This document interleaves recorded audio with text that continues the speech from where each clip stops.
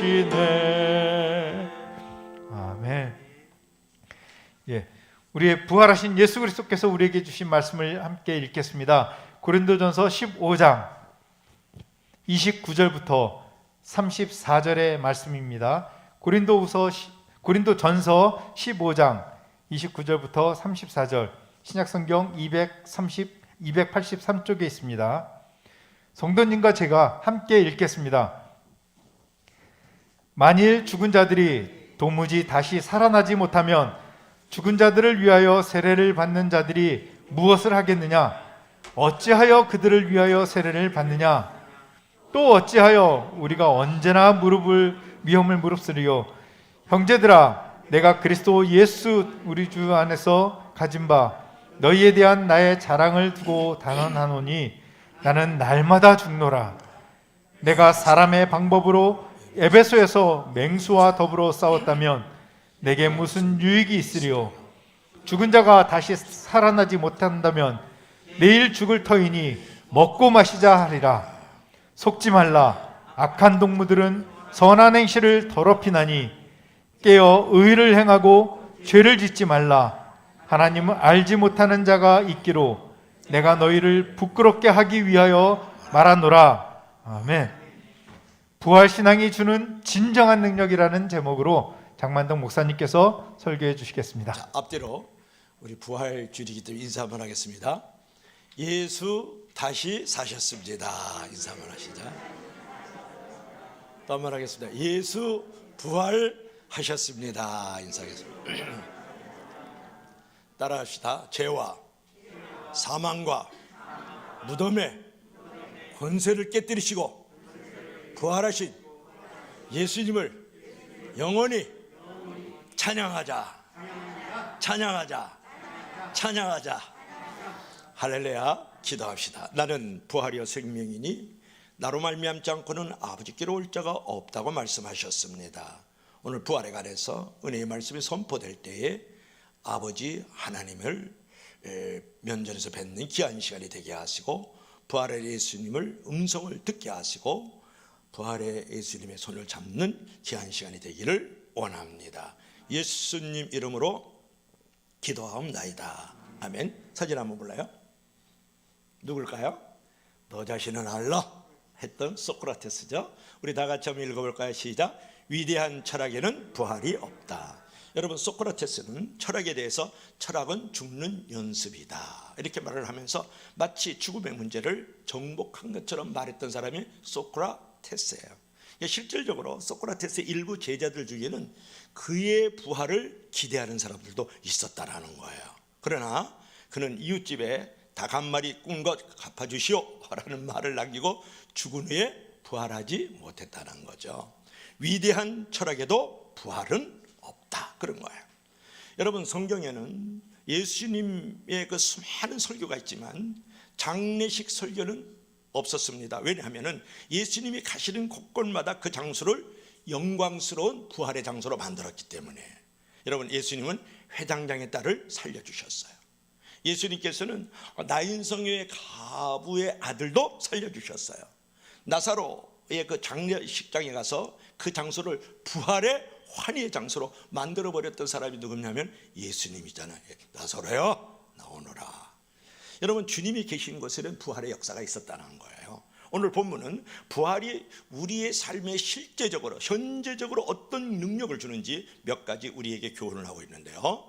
부활 신앙을 가진 자에게 어떤 능력 있는 삶이 우리에게 펼쳐질 수 있을까요? 자, 첫째로 우리 다 같이 시작. 날마다 고난의 세례를 받는다. 다시 한번, 날마다 고난의 세례를 받는다. 자, 29절부터 30절 한번 읽어볼까요? 시작. 만일 죽은 자들이 도무지 살아나지 못하면 죽은 자들을 위하여 세례를 받는 자들이 무엇을 하겠느냐? 어찌하여 그들을 위하여 세례를 받느냐?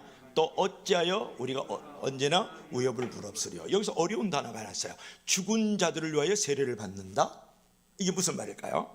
이 말씀은 성경에서 가장 난해한 말씀 중에 하나예요.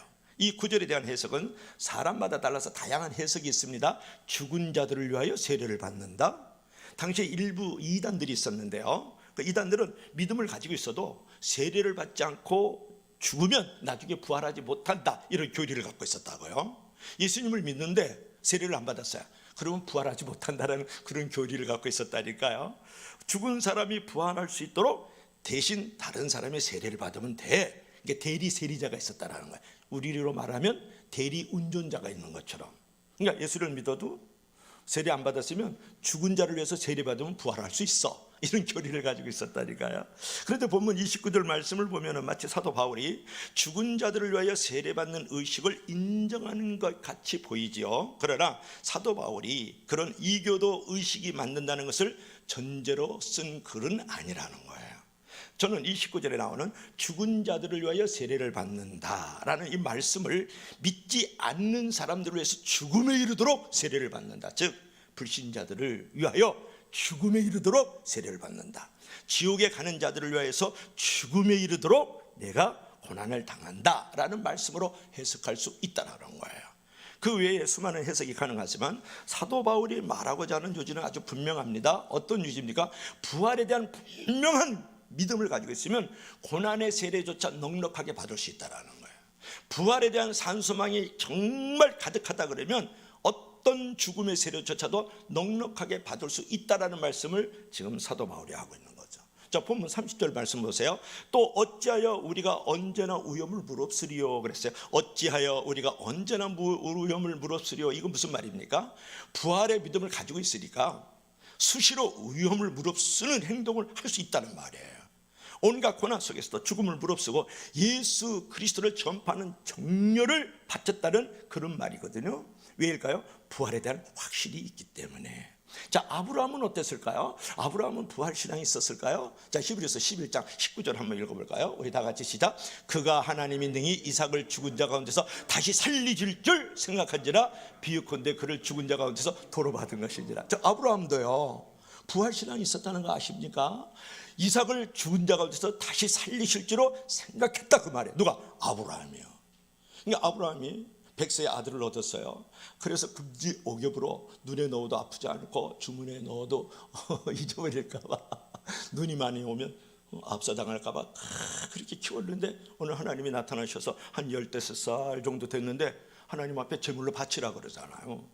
불태워서 죽여서 그 향기를 올려달라는 거예요. 인신제사를 드리라는 거예요. 근데 이 아브라함은 그것을 행하잖아요. 왜 그래요? 이삭을 죽은 자 가운데서 다시 살려주셔가지고 도로 받을 수 있기 때문에. 믿으시면 다 같이 아멘 하시기 바랍니다. 여러분, 부활의 능력을 믿으면 복음과 선한 일을 위한 어떤 위험도 넉넉하게 감당하려고 하는 담대함과 용기가 생겨난다는 거죠.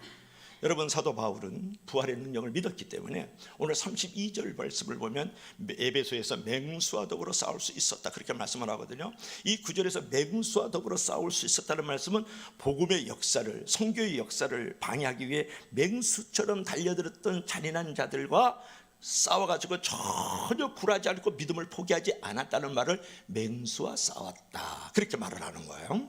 사도 바울은 부활의 믿음을 가졌기 때문에 어떤 핍박과 어떤 위험과 어떤 위기도 견딜 수 있었다라는 거예요. 그래서 그가 즐겨 쓰는 말씀 가운데 하나는 현재의 고난은 장차 다가올 영광에 좋게 비교할 수 없도다, 로마서 8장 18절에 말씀하고 있는 것을 우리가 기억할 필요가 있죠. 그러면 사도 바울만 위험, 핍박, 위기에서 부활의 소망을 가지고 견딜 수 있었을까요? 아니요. 예수님의 제자들 여러분 아시지 않습니까? 예수님의 제자들도 핍박과 위험과 위기 가운데서 부활의 소망을 가지고 이길 수 있었다는 거예요. 베드로는요 로마에서 거꾸로 십자가에 달려 죽습니다. 순교합니다. 안드레는 X자형으로 달려서 순교합니다. 요한은 밤모섬에서 유보되어서 순교합니다. 야고보는 칼로 목이 베어서 순교합니다. 바돌로메 즉 나다레라 살가죽이 벗겨진 채로 순교합니다. 도마는 창에 찔려서 순교합니다. 빌립은 채찍질과 십자가 처형을 받아서 순교합니다. 알포의 아들 야고보는 돌에 맞아 죽습니다. 마태는 목 베어 죽습니다. 시몬은 톱으로 잘려 죽습니다. 다데오는 활에 맞아 죽습니다. 마띠아는 참수형을 당해요. 그리고 사도 바울은 로마 황제였던 네로의 박해를 받아가지고 목이 잘려 죽습니다. 사진 한번 볼래요? 이 12제자의 사진이 여기 있는 것을 우리가 볼 수 있죠. 여러분, 주님의 12제자 중에 11명이 주님 때문에 순교했는데 부활이 없다면 얼마나 불쌍한 제자들이에요. 그러나 그들은 주님의 부활을 두 눈으로 똑똑히 목격했기 때문에 생명을 던질 수 있었다라는 거예요. 우리도 마찬가지입니다. 만약 부활이 없다면 우리가 매일 기도하고, 우리가 만일 부활이 없다면 매일 헌신할 이유가 없잖아요. 죽음의 문제를 해결하지 못하면 그 많은 순교, 수양, 배움, 헌신, 봉사가 얼마나 허무한 것이냐, 그런 말이죠. 로마 시대에 이제 시세로라는 최대의 농객이 있었어요. 모든 논쟁에서 이 농객은 이기는 거야. 그러나 그의 딸이 죽어요. 그래서 딸의 무덤 앞에서 인생의 허무함과 인생의 그 고독함을 질식할 것 같이 느끼면서 나는 졌다 그랬다라는 거야. 여러분, 죽음은 어떤 인간도 무너뜨립니다. 죽음은 어떤 인간도 정복해버려요. 영웅혹을 나폴레옹, 이수신 장군도 죽음이 정복해버리잖아요. 여러분, 절세명 클레오파트라, 양귀비도 죽음이 이겨버리잖아요. 여러분, 죽음을 이길 수 있는 인간은 없는 거예요. 남녀 노유 빈부귀천 유무식자를 막론하고 죽음을 정복하고 죽음을 이길 수 있는 것은 없다라는 거예요. 그러나 그 죽음을 우리 주님께서 정복하셨습니다. 왜냐하면 예수님께서 십자가에 달려 죽으시고 무덤에 들어가서 3일 만에 부활하심으로써 사망의 권세, 죽음의 권세, 죄의 권세를 깨뜨리고 부활하셔서 그들이 가지고 있는 권세를 빼앗은 줄로 믿을 수 있기를 바랍니다. 그래서 예수님께서는 사망을 이기셨어요. 예수님께서는 무덤의 권세를 깨뜨려 버리시고 이기셨다고요. 사셨네, 사셨네, 예수 다시 사셨네.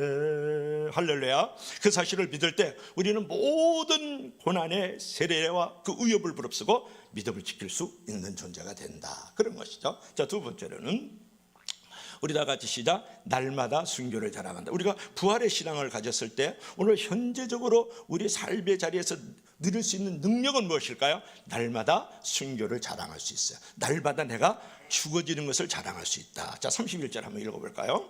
우리 다 같이 시작. 형제들아, 내가 그리스도 예수 우리 주 안에서 가진 바 너희에 대한 나의 자랑을 두고 단언하노니 나는 날마다 죽노라. 대단하죠? 여기서 나는 날마다 죽는 것을 자랑한다 그랬어요. 누가? 사도 바울이. 이것은 카드 헤메란 아포네스코 이런 말을 하는데, 직역하면 나는 매일매일 죽음 가운데 위험 가운데 있습니다, 그런 말이에요. 뭐라고요? 나는 매일 죽음의 위험 가운데 있습니다. 이 말은 뭐냐면 30절에 언제나 위험을 무릅쓰리오를 더 강하게 표현하는 말이거든요. 이 바울은 자신이 극도로 생명이 위협받는 가운데 있음을 지금 고백하고 있는 거예요. 그 이유는 뭐냐면 자신이 부활을 믿기 때문에 그런 극한 그 위협과 핍박을 감내할 수 있다는 것을 고린도 교우들에게 지금 알리기 위해서 나는 날마다 죽노라, 이런 말을 하거든요. 여러분, 사도 바울이 어느 정도 위협과 어느 정도 위험과 핍박을 받았는지를 분명히 말씀하는 것이 고린도 후서 11장 23절부터 27절의 말씀이에요. 바울은 옥에 갇히기도 많이 하고 매도 수없이 맞고 여러 번 죽을 뻔했으니 유대인들에게 40에 하나 강한 매를 5번 맞고 295대를 맞았다라는 거예요. 3번 태장에 맞고 1번 돌로 맞고 3번 파산하고 일주일을 깊은 바다에서 지냈으며 여러분, 여행하면서 강의 위험과 바다의 위험과 시대의 위험과 동족의 위험과 이방인의 위험과 광야의 위험과 바다의 위험과 거짓 형제의 위험을 당하였다. 또 수고하여 애쓰고 여러 번 자지 못하고 줄이고 목마르며 여러 번 굶고 춥고 헐벗었노라. 사도 바울이 당했던 그 위협, 사도 바울이 당했던 그 핍박, 그 위기라는 것은 얼마나 크고 위대한지 몰라요. 제가 그 앞에 서니까 얼마나 작고 게으르고 나태하고 부족한 종인지 모르겠어요. 여러분, 사도 바울은 이런 생명의 위협을 받는 가운데 있어도 부활하신 예수 그리스도를 믿었기 때문에 얼마든지 그 위협, 그 핍박을 이겨나갈 수 있었다는 것을 고백하고 있는 거거든요. 그러면서 사도 바울이 자랑을 해요. 나는 날마다 죽는 것을 자랑한다. 여러분, 당시 고린도 교인들 중에는요, 자기 자랑이 되게 많았어요. 어떤 지식이 있다든지 방언을 한다든지 문사를 받다든지 무슨 뭐 환상을 본다든지 나는 뭐 바울로파, 나는 뭐 게바파, 너는 뭐 천당파, 지옥파 막 이러면서 그 파당들도 있으면서 자랑을 되게 많이 했거든요.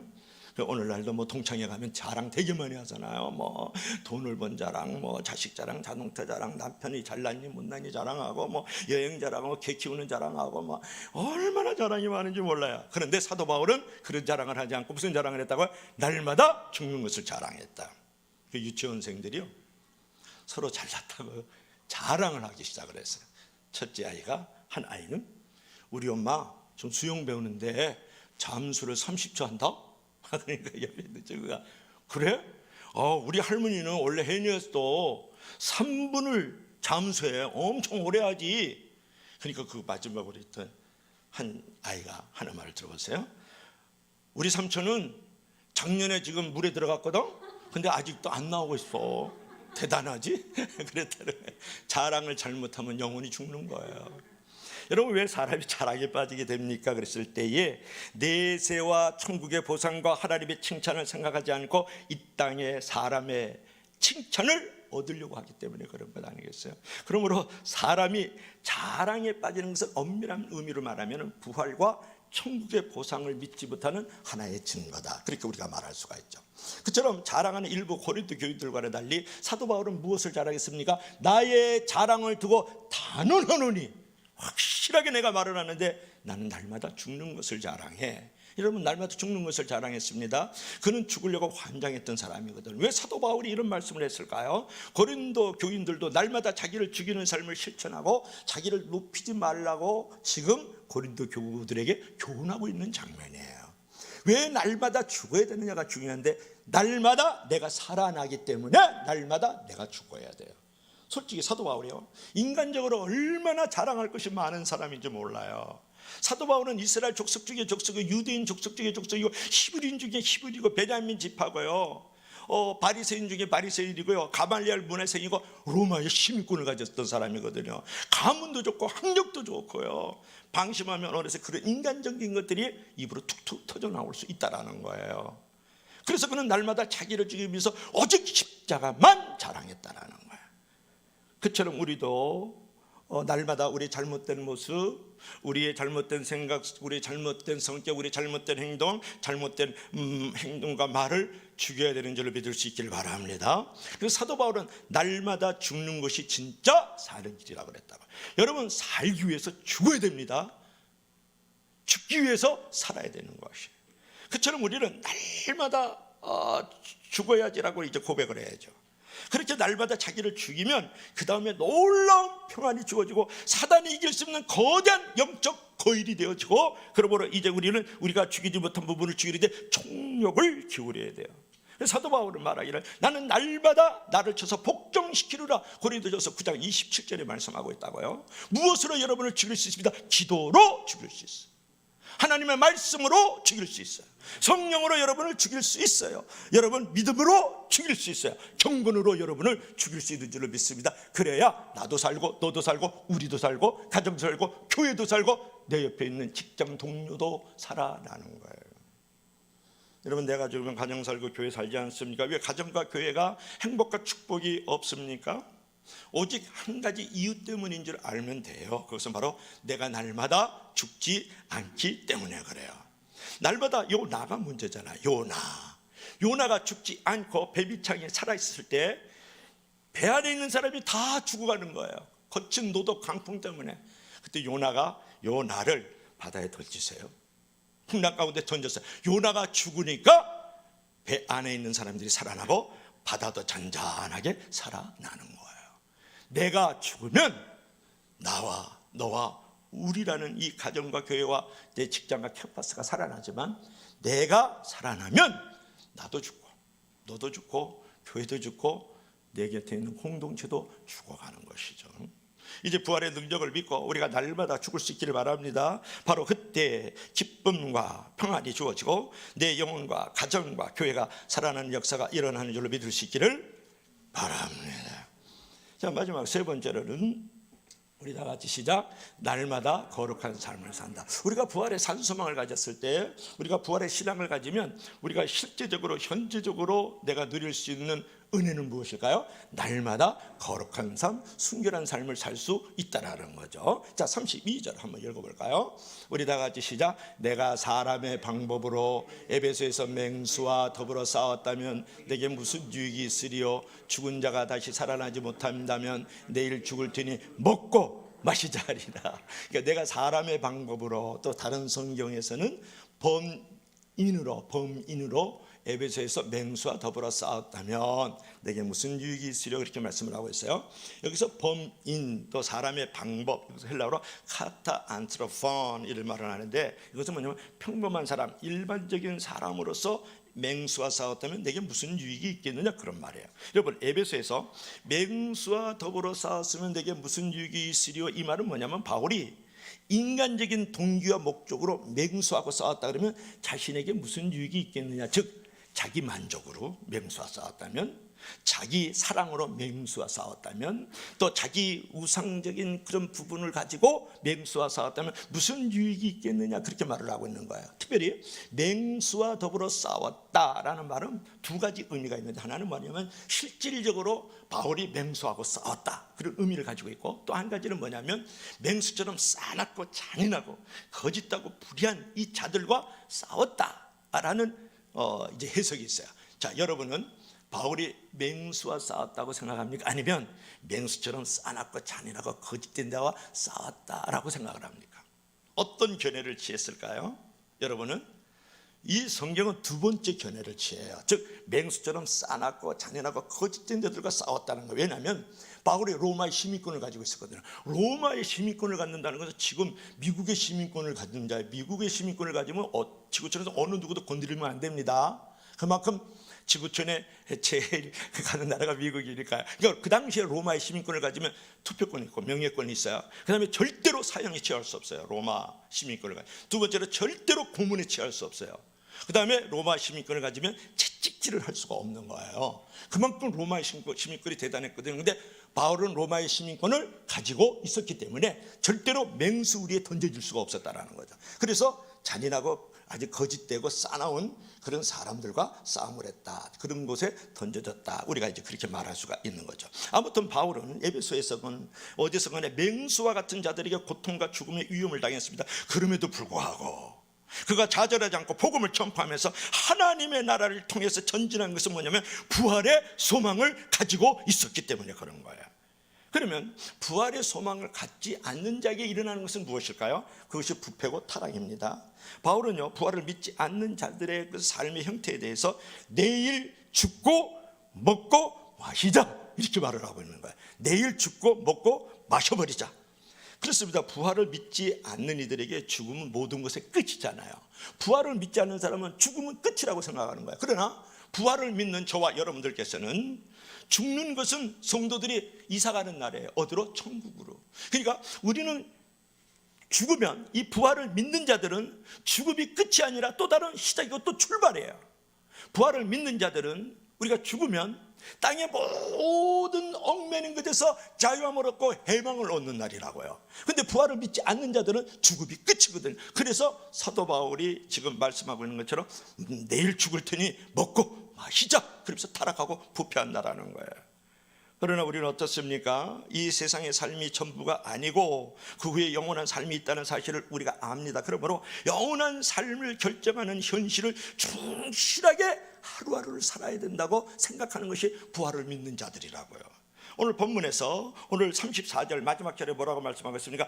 깨어 의를 행하고 죄를 짓지 말라, 이렇게 말씀을 하는 거예요. 죄에서 돌아섬으로써 영원한 삶이 저주가 아닌 진정 복되고 영광스러운 삶이 되도록 해야 됩니다 라고 마지막으로 교훈을 하고 있는 거죠. 이 세상에 믿지 않는 이들은 쾌락적이고 정욕적이고 제약된 풍조를 따라가고 있다라는 거예요. 따라가고 있다. 아주 이기주의고 개인주의적이죠. 그리고 그들은 성공주의예요. 배금주의예요. 출세지향적이고 행복제일주의로 살아가요. 그리고 그들은 성적제일주의고 오늘 기도하는 것처럼 세속주의로 살아가고 있다고요. 그래, 사진 하나 볼 것 같으면 사진 한번 볼까요? 한 번 사는 인생 마음껏 즐겨, YOLO. 그래서 you only live once. 뭐래요? 한 번 사는 인생 마음껏 즐겨. 틀린 말 아니죠. 바른 말은 아니에요.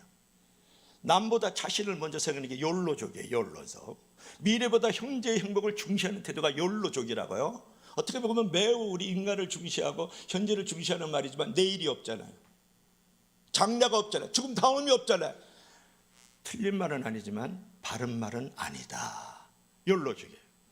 그래 요즘에 회자되고 있는 말 가운데 하나는 천국에 가면은 한국의 여자들이 줄을 서 있대요. 줄을 서 있대. 천국에 가면 왜 그럴까요? 하도 얼굴을 뜯어고쳐가지고 원본 대전을 하고 시간이 걸려가지고 줄을 쫙 서 있다라는 거 아니에요. 그것은 뭐라냐면 오늘날 예수 그리스도를 믿어도 쾌락주의로 산다는 거예요. 제약된 분재로 살고 자기 중심주의로 살아간다는 거야. 돈이면 최고야. 배금제일주의. 1등 해야지. 성적제일주의로 살아가고. 그 다음에 무조건 성공해야 예수님 잘 믿는 거거든. 성공제일주의로 살아가는 거. 이게 다 세속주의적 풍토들이죠. 여러분 이런 쾌락적이고 제약된 풍조를 따라가지 않아야 된다는 거예요. 제가 최근에 또 신문을 하나 봤더니 지난주에 신문에 아주 대서특필이 있는데 제가 존경하는 사람 하나 있어요. 볼까요? 손봉호 교수님을 아주 제가 또 존경하는 분이거든요. 이분을 보면 마더 데레사가 생각나요. 우리 다 같이 한번 읽어봐 시작. 돈을 많이 버는 게 축복이 아니라 진짜 축복은 돈은 올바로 쓸 때이다. 손봉호 서울대 명誉 교수님이 미랄복지재단에 13억 원을 기부했어요. 장애인을 위한 13억 원을 기부해서 전부 벌은 돈이죠. 기부한 이유는 뭐냐면 행복한 사람을 더 행복하게 만드는 것보다 고통당하는 사람의 고통을 덜어주는 것이 더 중요하다는 성경적 가치관을 갖고 있기 때문에 세수한 물은 변기에 넣어서 재활용을 하고 그 다음에 설거지한 물은 텃밭에 뿌리고 머리는 50년 넘게 부인되는 사모님이 깎아준다는 거예요. 저도 머리는 존경이 사모와 내가 머리를 깎는 줄로 믿으시기를 바랍니다. 이 머리를 제가 집에서 깎아요. 머리 이발기기 있어요. 잘 안 믿는데 안 믿는다. 그러니까 아껴서 모든 돈을 기부하는 것은 아깝지 않아요? 이렇게 기자가 물었거든요. 돈을 모으기 위해서 아낀 것이 아니다. 돈을 쌓아둔다고 해서 그걸로 내가 뭘 할 수 있겠는가. 고통받는 사람의 고통을 줄여주는 것이 가장 가치 있고 의미 있게 쓰는 것 아닙니까? 돈을 많이 버는 게 축복이 아니라 진짜 축복은 돈을 올바로 쓸 때입니다. 루터가 이렇게 말을 했습니다. 열심히 일해야 한다. 그래야 어려운 사람을 도울 수 있다고도 하지 않았습니까? 돈을 많이 지는 것은 부끄러운 일이고 부를 쌓아놓고 검소한 것은 의미가 없는 일입니다. 이렇게 인터뷰를 했더라고요. 믿으시면 아멘 하시기 바랍니다. 여러분 진정 부활의 소유, 부활의 신앙을 소유하고 있느냐고 여러분에게 묻고 있지 않습니까? 혹 부활에 대한 소망 없이 지나치게 현재의 삶에 얽매여서 세상과 타협하고 사치와 소비주의 문화 가운데 있지는 않는지 여러분에게 물어보는 거예요. 여러분은 참으로 마지막 날 부활을 정말 믿습니까? 부활과 함께 여러분의 몸이 영광스러운 몸으로 변한다는 사실도 확신하느냐 그런 말에 51절 52절의 말씀처럼 그렇다면 이제 더 이상 멸망의 일을 이 세상의 헛되고 악한 풍조를 부러워하지 말고 깨어 의를 행하고 사도 바울이 말하는 것처럼 제 가운데 머물지 않기를 바랍니다. 그래서 사도 바울이 오늘 본문 33절 34절에 보세요. 고린도 교회에 슬쩍 들어와 유혹하는 사람들에게 속지 말고 깨어 의를 행하고 죄를 짓지 말라고 이렇게 마지막으로 권면하고 있거든요. 여러분들 교회에 슬쩍 들어와 우리 가슴 목자교회에 슬쩍 들어와 우리 마음 가운데 슬쩍 들어와 우리 생활 속에 슬쩍 들어와 있는 세상의 풍조, 세상의 철학, 세상의 유행사조, 세상의 소비주의, 세상의 성공주의, 세상의 자기 숭배, 세상의 세속주의가 혹시 슬쩍 들어와서 나를 유혹해서 의를 행하지 못하게 하고 죄를 짓게 하고 있지는 않느냐고 오늘 사도 바울이 우리에게 물어보는 거예요. 그런 삶을 위해서 무엇보다 가장 중요한 것은 부활의 믿음을 갖는 거예요. 그러면 자연히 거룩한 삶을 내가 추구하게 되는 것이거든요. 여러분 우리는 부활의 믿음을 가지고 거룩한 삶을 살려고 최고는 아니더라도 최선을 우리가 노력을 해야 되는 거죠. 거룩한 삶이 너무 크게 볼 필요 없어요. 거룩한 삶이라는 것은 구별된 삶을 말하는 거죠. 세상 사람들과 달리 사는 것 자체가 거룩한 것 아니겠어요? 손봉호 교수님은 세면함으로 변기를 청소하고요 쌀을 씻었던 물을 텃밭에다 물을 뿌려주는 거 여러분, 그것이 세상의 풍조에 내가 휩쓸리지 않는 거잖아요. 세상의 쾌락을 쫓아가지 않는 삶이잖아요. 그게 거룩하고 구별된 삶이에요. 그게 정말 부활의 소망을 가진 자들의 삶이라고 생각하지 않습니까? 우리는 우리의 사는 모습을 보고 믿지 않는 이들이 하나님께 영광을 누릴 수 있도록 해야 돼요. 그래서 우리의 사는 모습이 너무 보기 좋아서 예수 믿는 이들은 다르구나, 부활의 예수를 믿는 자들은 정말 달라, 그래서 싸구려로 살지 않고 비싸게 살아야 되지 않겠어요? 싸구려 신앙으로 살지 말고 값비싼 은혜의 사람으로 살아야 된다, 그런 말이에요. 항상 부활의 신앙을 가지고 매일의 삶을 하나님께 드리는 거룩하고 복된 삶을 사시길 주의 이름으로 간절히 부탁합니다. 오늘 결론을 맺어야 되지 않겠습니까? 우리는 사도신경을 통해서 오늘도 고백했습니다. 몸이 다시 사는 것과 영원히 사는 것을 믿습니다. 우리는 비록 몸으로 부활하신 예수 그리스도를 직접 목격하고 그분을 손을 잡지는 못했지만 사도들의 목숨을 걸고 지켰던 주님의 부활에 대한 믿음을 가지고 몸이 다시 사는 것, 그리고 영원히 사는 것을 믿어야 돼요. 그처럼 주님이 부활하셨고 지금도 살아계시고 장래 주님 앞에 뵐 날을 생각하면서 부활의 신앙을 갖고 부끄러움이 없는 부러운 신앙을 가져야 된다, 그런 말이에요. 그래서 오늘 성도 여러분, 부활 신앙으로 날마다 고난의 세례를 받을 줄 알아야 되고, 날마다 부활의 신앙을 가지고 순교의 자리에, 날마다 죽어지는 자리에 들어갈 줄 알아야 되고, 날마다 부활의 신앙을 가지고 날마다 거룩하고 즉 구별되는 삶을 살아갈 수 있기를 원합니다. 우리 다 같이 한번 읽어볼까요? 시작. 예수님은 부활하셔서 지금도 살아계시고 그러므로 부활 신앙을 가지고 날마다 고난의 세례를 달게 받고 날마다 순교를 자랑하고 날마다 죽어가고 날마다 거룩의 삶을 살아가는 저와 여러분들이 되기를 주의 이름으로 간절히 부탁합니다. 부탁합니다. 기도하시겠습니다. 우리 다 같이 한번 기도하실 때 오늘 사도 바울처럼 우리도 고백을 합시다. 하나님, 거칠고 험한 인생